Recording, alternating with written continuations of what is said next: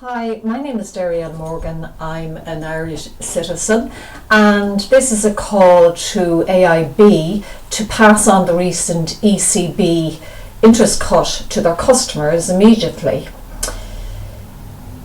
I have set up a petition where you can go, and if you just Google in a serious call to AIB to cut interest rates, you will be able to go into the little site, the petition site, and go up to the top of the page, hit signature, and then just put your name in.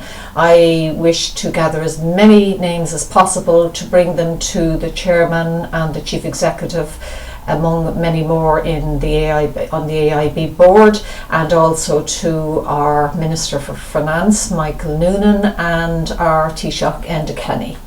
So I just want to give a little bit of background of the blog and a bit of an update on what I have put up there already.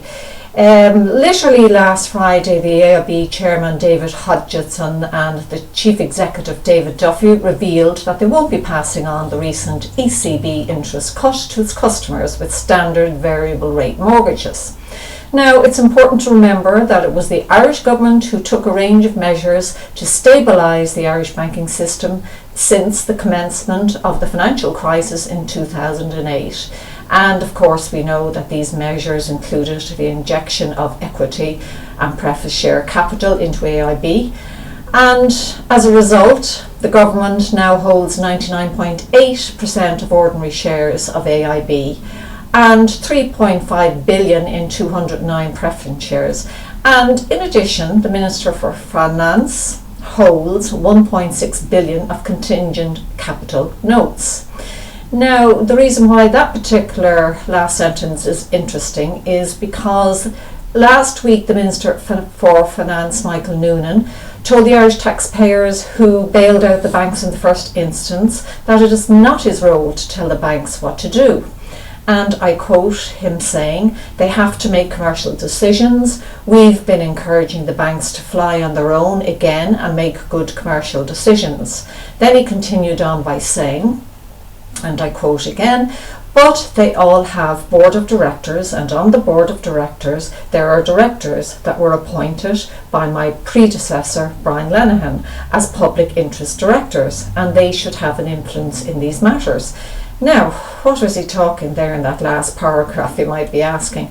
Well, Minister Noonan was referring to these public interest directors on the AIB board, and these two of these public interest directors that the minister was referring to, who are still on the board of AIB, are Dick Spring, our former Taoiseach, and the former head of the National Treasury Management Agency, Michael Summers. Now, in an effort to help join a few dots, I just want to refresh you on what happened in 2011 when AIB and Bank of Ireland and Ulster Bank also refused to pass on the European Central Bank interest rate cut to its variable rate mortgage customers. AIB eventually caved in when they received pressure from the Irish government, and rightly so. So if they could do it then, why can't they do it now? That's a question. But the shameful bank AIB, owned by the state and us the taxpayers, had also refused to pass on two previous interest rate cuts. Then in November 2011, the Taoiseach Enda Kenny and Taoiseach Eamon Gilmore strongly rebuked the bank executives for their stance at a meeting in government buildings. Mr. Gilmore repeated his criticism in the Dáil and called on the banks to reconsider their decision, and he threatened action if they did not. So why is Minister Noonan saying that he can't put pressure on the banks? And interesting enough, the AIB decided to reverse its position, and it said that they did so, this was back in November 2011, because it accepted the reality that the bank was 99.8% state-owned, and they had to agree to the government's wishes. Well, not just the government's, our wishes.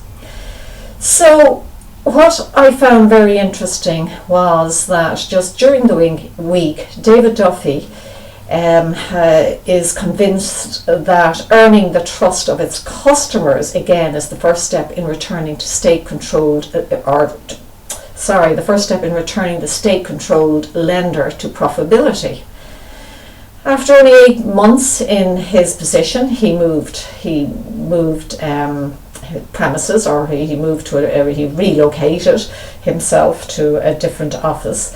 Basically, he said that he wants customers to be able to arrive at AIB's head office in Ballsbridge and meet him or other senior executives within 3 minutes of arriving at the bank centre.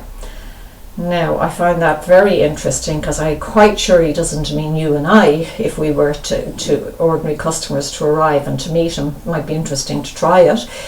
And he says that the rate rigging scandal which had erupted in Britain is a symptom of banks turning their backs on the customer and becoming too inwardly focused. Now, remember, he only said this during the week. And I quote him saying, "The absolute essence of culture in a bank has to be driven around how you focus on a customer.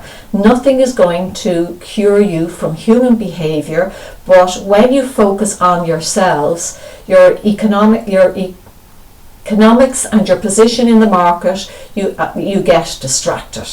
Now, come on. If we are relentless on focusing on the customer, you will at least give yourself a starting point. Now, I quote, this is what David Duffy said last week. It was written in the Irish Times that he says that the customer, in other words, is number one.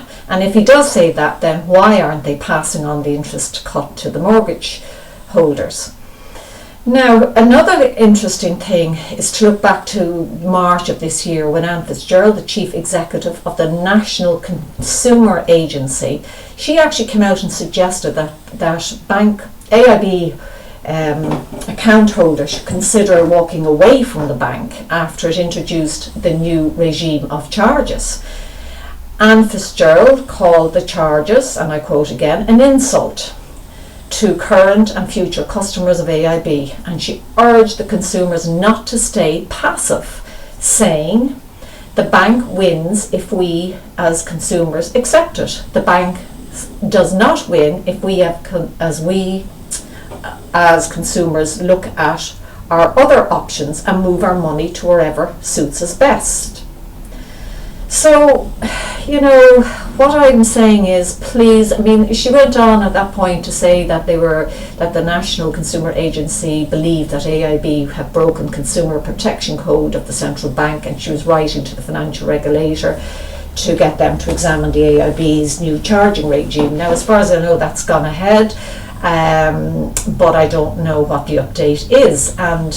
But as I said, there's a lot of questions here to be asked, and this is one of the reasons why I really would love you to sign this petition and to get this into the banks, because all we have to do is go back and look at, and Fitzgerald said, not to be passive, to take some action. And this is a simple way to take action to put pressure on AIB. And as I said before, I am not an AIB bank account holder. I just am doing a bit for my country, or what I can do to try to get things changed. And as I say, we can all make a difference and make change come about, but we have to just try.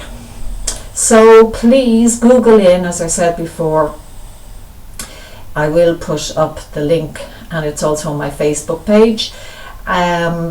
Google in a serious call for AIB to pass on the ECB interest cut, and you will come across a petition page, and I urge you please to sign it, and to get as many people as you know to sign it. It's as simple as that. That's all we have to do to put pressure on the bank and get at least one tiny step of change in place. Thank you.